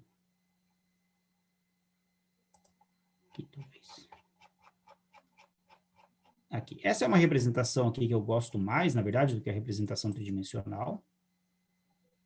Ver se eu consigo abrir ela maior aqui. Que é o seguinte, né? Você pode colocar a distância em relação à superfície da proteína e colocar quem é o resíduo, né? Então, por exemplo, aqui a gente vê, né, que, sei lá, em torno desse ácido aspartico aqui, D76, tem uma grande acumulação desse solvente aqui. Né? Então, e aí depois, em torno dessa treonina, tem uma acumulação, aí que tem uma região meio hidrofóbica, né? Valina, leucina, glicina, valina, alanina. Então, nessa região aqui, o tal do solvente que eu estava estudando aqui, eu acho que era sorbitol aqui, não aparece. Depois eu tenho uma serina, que forma ligações de hidrogênio, então aparece tal, outra serina, aqui uma treonina, né? E aí a gente, de novo, aqui tem uma serina, duas serinas consecutivas, outra serina aqui, então tem uma região mais hidrofílica que gera acumulação de solvente em torno da proteína, e a gente vê ao longo da sequência, né? Obviamente você pode ter regiões hidrofílicas que estão protegidas do solvente e não vai aparecer nada aqui, né? Então essa é uma maneira de representar a estrutura de solvatação que eu gosto mais do que a representação tridimensional, porque a representação tridimensional acaba sendo poluída demais para, pelo menos para ver coisas interessantes, que é, por exemplo, isso aqui, né? Essa é uma representação tridimensional do que está acontecendo, né? Então, aqui eu estou representando uma proteína e aqui eu estou mostrando onde estão, em que regiões em torno da proteína eu tenho os principais formadores de ligações de hidrogênio, ou seja, os principais grupos, as principais regiões que contribuem com o primeiro pico da camada de solvatação, que nesse caso aqui são ligações de hidrogênio. E coloridos por cor, né? Então aqui está bem vermelho, isso aqui é a região que mais contribui para aquele primeiro pico da função de mínima distância. Então é a região que forma mais fortemente ligações de hidrogênio. Aí você identifica que esse aminoácido é um aminoácido, um ácido glutâmico, um ácido aspartico, que está lá, etc. Né? E você pode mostrar isso nas diferentes camadas de solvatação. Quando você faz aquelas funções de distribuição tridimensionais, que também é uma coisa muito, muito útil também, muito usada, você vai obter imagens dessa natureza aqui, né? Você ainda não resolve o problema de que grupo do solvente você está representando, né? O problema continua existindo no mesmo sentido. Se seu solvente é uma molécula muito complexa, você ainda vai ter que ter uma etapa antes de produzir essas figuras, num caso de uma função de distribuição normal, que é qual é o grupo do solvente que eu estou representando nessa figura. Nessas figuras que a gente está fazendo aqui, eu não tenho essa etapa de interpretação, porque eu estou calculando a menor distância entre qualquer átomo da proteína e qualquer átomo do solvente. Então, se eu tenho pontos aqui, significa que alguém está chegando a uma distância de ligações de hidrogênio em torno do solvente, em torno do soluto. Alguém está formando essa ligação. Depois eu posso identificar quem é, né? Eu posso ir na minha função de distribuição e descobrir, os átomos do solvente que estão formando essas ligações de hidrogênio são esse. Mas eu tenho certeza eu consigo direto uma visualização de que existem grupos formadores de ligações de hidrogênio, sem ter que sair caçando, né, qual é, né? Eu tenho certeza de que tem grupos formadores de ligação de hidrogênio, e a decomposição disso aqui, nas contribuições de grupos, é que me permite identificar quem são os formadores de ligação de hidrogênio no solvente, como átomos do solvente, tá? Mas eu repito, eu não sou muito fã dessas representações tridimensionais, não. Eu acho que elas complicam demais o sistema e, às vezes, para alguma questão específica, tem um aminoácido aqui, é interessante olhar o que acontece com ele especificamente, isso pode ser interessante. Mas como visão mais global, eu prefiro muito mais os exemplos bidimensionais e os exemplos bidimensionais, que é isso aqui, né? Eu gosto muito mais disso, e unidimensionais mesmo. Bom, pergunta importante, Rufino. O software, ele entende condições periódicas de contorno retangulares, paralelepípedas, retangulares, tá? Então, eu ainda não consegui implementar, por exemplo, se você fez suas simulações no Gromax usando uma caixa dodecaédrica, não consigo fazer isso, não consigo trabalhar com isso, não. Mas se a caixa ela é quadrada, cúbica, ou não cúbica, mas em qualquer retangular em todas as direções, funciona normalmente, tá?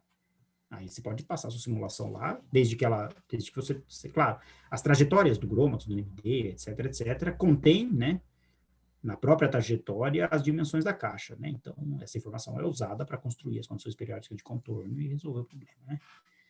Se você tem uma caixa dodecaédrica, né, que no Gromax você pode fazer isso, o que você pode fazer é fazer um tratamento por fora, né, botar o que a gente faz, inclusive, aqui, né, é você centralizar a proteína no meio da caixa, e aí fazer o cálculo sem condições periódicas de contorno dentro do meu programa, calculando só uma faixa de distâncias que não saia de dentro da caixa, né? Mas se alguém for fazer isso, peço que me contate primeiro para eu ter certeza que não estou sugerindo uma coisa que possa estar errada. XYZ depende do que você está chamando de XYZ. Eu não sei se isso é uma saída de algum software em particular. Você pode ler PDBs normais, isso sim. XYZ não é um tipo de trajetória comum para nenhum software de simulação, porque ele seria, sei lá, a trajetória escrita no formato de texto, né? Eu não sei, eu teria que verificar, porque, na verdade, para a parte da leitura das trajetórias, o que eu uso é isso aqui. Esse software aqui, ó. E aí ele é compatível com tudo. Você está falando que é aqui, tá? Mas, enfim, teria que testar. Eu tenho isso testado para NMD e Gromax, mas, em princípio, lê todas as trajetórias que esse pacote ChemFiles lê, tá? Então, em princípio, tem XYZ escrito aqui. Em princípio, pode ser que sim. Mas Gromax, NMD, LAMMPS, VASP, etc., tudo supostamente está implementado aqui. Então, teria que, assim, não sei que é um formato muito específico, teria que testar, mas se está incluído entre os formatos que esse programa lê, aqui tem uma lista dos formatos, acho que tem um monte, ó. Aqui tem XYZ. Ele fala que sim, tá? Mas como o XYZ não é um formato comum que eu tenha visto em trajetórias, eu não posso garantir. No pior dos casos, teria que converter para PDB, enfim. Toma cuidado para a informação das condições periódicas de contorno ser fornecida corretamente nesses casos, quando a trajetória não é uma das trajetórias suportáveis.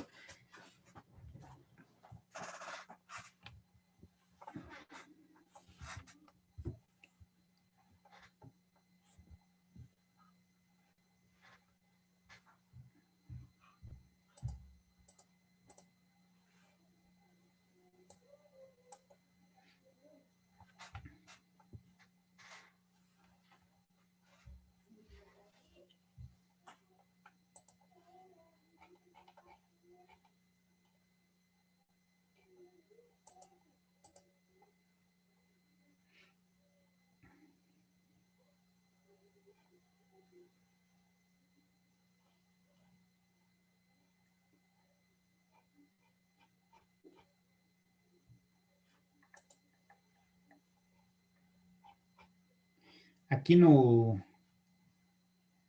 essas imagens tridimensionais aqui, tem um videozinho aqui num dos tutoriais aqui do site que eu fiz. Não está muito bom esse vídeo, na verdade, mas ele explica como gerar essas figuras tridimensionais a partir usando o Complex Mixtures e usando o VMD, né, para gerar as figuras. Então tem um videozinho explicando isso. Está explicado ali. E esses exemplos aqui geram essas densidades bidimensionais. Tem um exemplo detalhado de como faz isso aqui.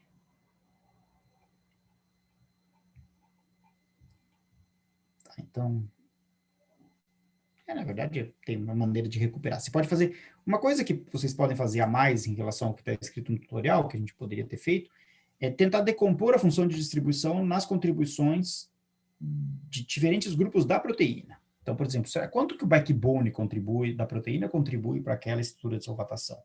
Quanto que as cadeias laterais contribuem? Quanto que uma determinada parte da proteína contribui para aquela função de distribuição? Tá? Isso, no caso em particular desse estudo do TFE, o que acontece com o backbone da proteína é muito importante para entender estruturalmente por que ele tem esse efeito estabilizador.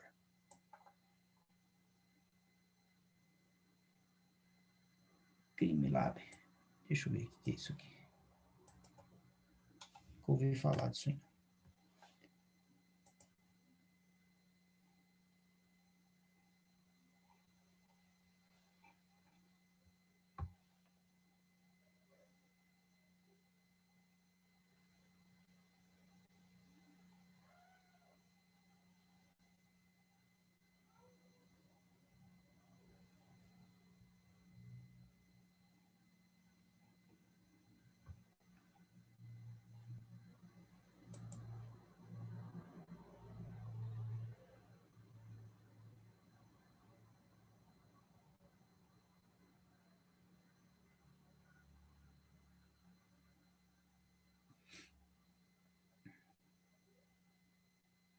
Só uma pergunta aqui.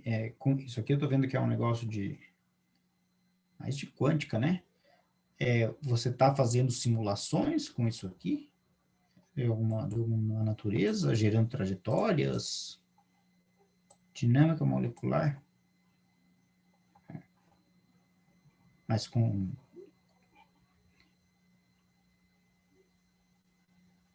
quânticas ou clássicas? Quânticas?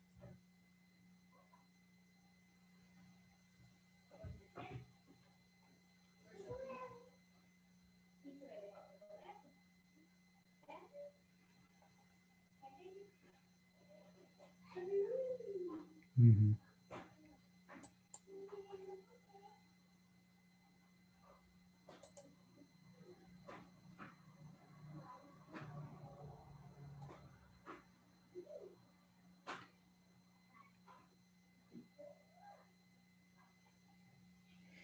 No pior dos casos, viu? Teria que testar para ver se o Chemfile suporta, mas no pior dos casos a gente pode implementar a leitura dessas trajetórias aí, não sei, teria que ver. Tá? Não é na verdade tem uma interface bem clara de como fazer a implementação de um novo formato de trajetória, tá? No pior dos casos, a gente poderia implementar dentro do nosso pacote a leitura dessas trajetórias. particular, se ela não pudesse ser convertida em algum dos outros formatos, né? Por exemplo, uma sequência de PDBs, né? Se você pode converter isso numa sequência de PDBs que contém a informação da periodicidade da caixa, se você pode fazer essa conversão, o programa já tem uma maneira de ler PDB, uma trajetória em formato PDB. Se não, a gente poderia fazer uma interfacezinha para ler essas trajetórias diferentes também. Não é um problema muito sério.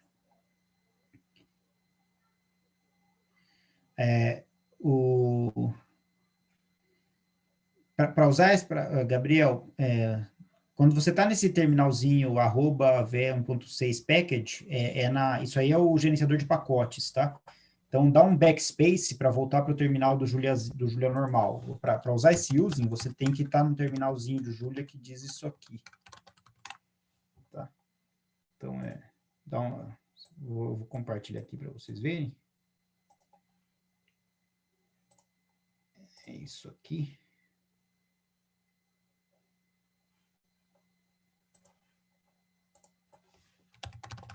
Então,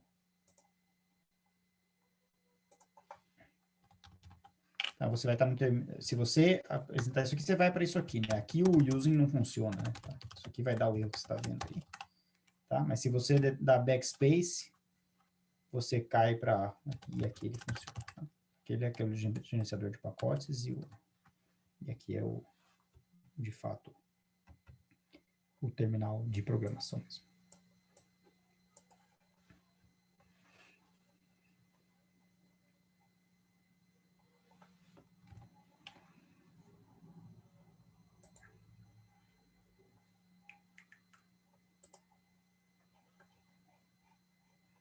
Será discutida a interpretação do resultado do... Sim, boa pergunta, João Paulo. Sim, você pode fazer todas as interpretações que você quiser daquele resultado, tá? A gente fez só alguma análise um pouco superficial, né, que tá lá a quantidade, a taxa de trocas, taxa de trocas, né? Então, que é normalmente o parâmetro que você olha para ver se você fez uma simulação razoável do ponto de vista de amostragem, né? Então, aqui a gente teve uma taxa de trocas de 60%, mais ou menos. Em geral, a gente poderia até ter ampliado essa faixa de temperaturas para chegar em 30%, seria uma coisa mais razoável, né? Você amplia mais a faixa de temperaturas, levando a uma amostragem maior, né? Em cada temperatura, porque você vai para temperaturas mais altas, e mantendo uma taxa de 30% é uma coisa razoável. Agora, você pode perfeitamente encontrar diversos parâmetros estruturais, né? A partir de diferentes ferramentas. Pode fazer, clusterizar as conformações. Conformação média para uma coisa que está novelando e desnovelando, provavelmente é uma coisa meio sem significado, né? Mas você poderia clusterizar as conformações, né? A gente não faz isso aqui, mas poderia clusterizar as conformações, descobrir perceber que existe um conjunto dessas conformações que é um cluster bem definido, que deve ser a hélice, e depois alguma coisa mais dispersa, que é o conjunto de conformações desestruturadas do peptídeo. Tudo isso poderia ser feito. O raio de giração, o que a gente obtém lá como raio de giração, né, da proteína, a elipticidade é o parâmetro mais interessante que a gente queria mostrar aqui, que é... Não estou mostrando. O parâmetro mais interessante dos que a gente queria mostrar é a elipticidade, né, que é o que a gente está querendo de fato ver, né, se o TFE efetivamente está provocando essa estabilização das hélices, e está, né, nesse caso está claramente, né, aumentando a proporção do tempo de simulação que cada um desses resíduos forma uma hélice.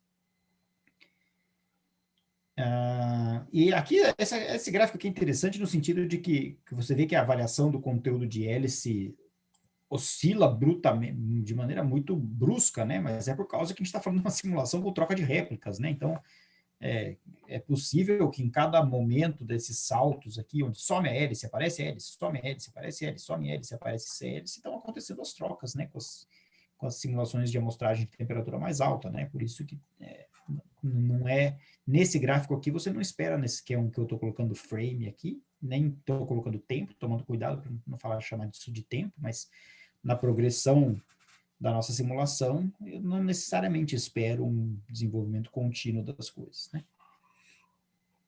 E o raio de giração é uma coisa, o GROMACS calcula um monte de coisas diferentes, tá? A gente escolheu aqui essas duas, né? O raio de giração aqui é interessante nesse caso, porque em água ele ficou um pouco mais disperso, só que tem um pico que coincide, isso aqui deve ser a parte na qual o peptídeo está formando uma hélice, e aqui na água ele amostra muito mais essas estruturas de raio maior, que são as estruturas desnoveladas, né?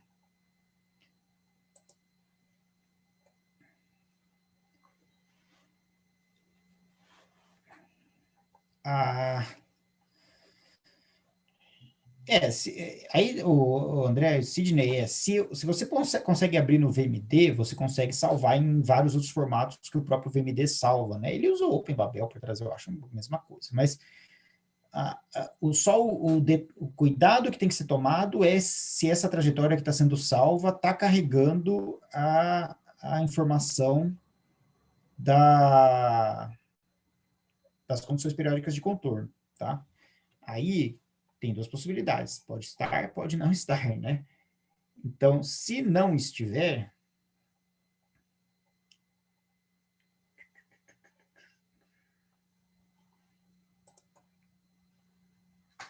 tem uma série de opções aqui, né?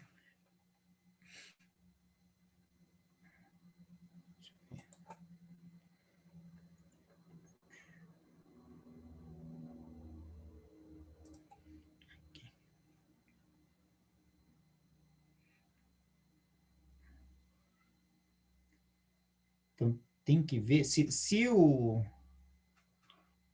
Eu não escrevi isso aqui, tá? Mas se a trajetória não tiver carregando a informação das condições periódicas de contorno do sistema de uma maneira automática, então você tem que fornecer a informação para o pacote, tá? Aí, se for o caso, alguém me pergunta, isso foi uma coisa que eu não escrevi aqui ainda, mas tem um jeito de fazer isso também, tá? Eu passo a trajetória sem condições periódicas, sem informação do tamanho da caixa periódica, e eu posso fornecer essa informação em paralelo, né? Posso fazer isso também. Mas eu não escrevi como fazer isso aqui, não. Preciso escrever, tá? Depois eu completo o manual aqui com essa informação. Mas se ele salvar numa das trajetórias com a informação das condições periódicas de contorno, não tem problema nenhum, né? E TRJ, eu acho que é uma das coisas que está escrito aqui que funciona, ó, TRJ, sei lá. Está escrito, o ChemFiles diz que lê. Então, se o ChemFiles diz que lê, significa... Ó, TRJ. Ah, tá, ó. Ele diz que lê, mas que não tem informação da célula unitária na trajetória TRJ, tá? Então, é um cuidado que tem que tomar, porque sem a informação da célula unitária pode estar errado o cálculo, né? Você precisa dessa informação para fazer o cálculo.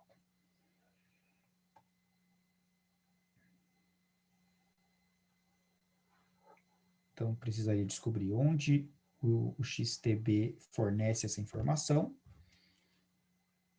e, caso ele forneça essa informação, a gente tem que fornecer essa informação para o ChemFiles para ele saber usar.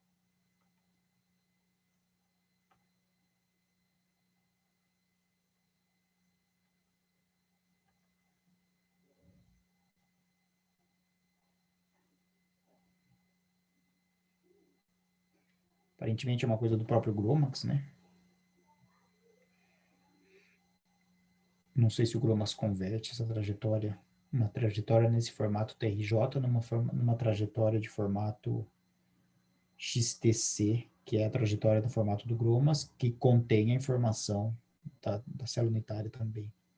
Tem que tomar esse cuidado, tá? Ou seja, tem que rodar isso de uma maneira que a célula unitária seja fornecida, senão vai dar errado.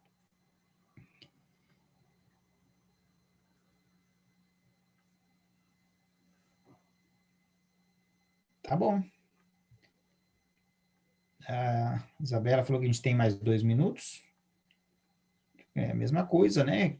Quem quiser continuar aí no tutorial, fazendo perguntas, manda um issue lá se tiver algum problema, mas podem perguntar outras coisas também, não só problemas, tá? Como, não sei, a margem para conversas aqui não está um pouco limitada. Quem quiser discutir alguma outra coisa, entre em contato com a gente aí, a gente discute, não tem problema nenhum. Tá? De maneira mais direcionada. A gente ainda, igualem, do ponto de vista de apresentações, né, o que a gente tinha para falar, era isso. Amanhã a gente faz uma recapitulada aí, eu queria, talvez, se a gente puder, às vezes, abrir um pouco aí para vocês falarem, se for possível isso tecnicamente, para contar um pouco da experiência aí, que vocês obtiveram, o que vocês acham que poderia ser interessante calcular, ou os sistemas específicos, enfim, tudo que a gente puder discutir um pouco mais cientificamente as coisas de vocês. Seria bom. Tá bom? Então, fiquem à vontade aí, enquanto a Isabela vai vendo. Obrigada, então, professor. Amanhã, se você quiser, eu te coloco como host e você pode dar permissão de fala para quem tiver interesse de discutir oralmente. Também tem como fazer isso por aqui. Talvez, não sei, para todo mundo aí que tiver interesse, a gente possa fazer uma coisa mais interativa amanhã, abrindo as câmeras, botando mais sala de aula, assim, para a gente discutir mais um pouco, senão fica só falando. Tá ok. Obrigada, então, professor. Até amanhã. Obrigado, Isabela. Até amanhã.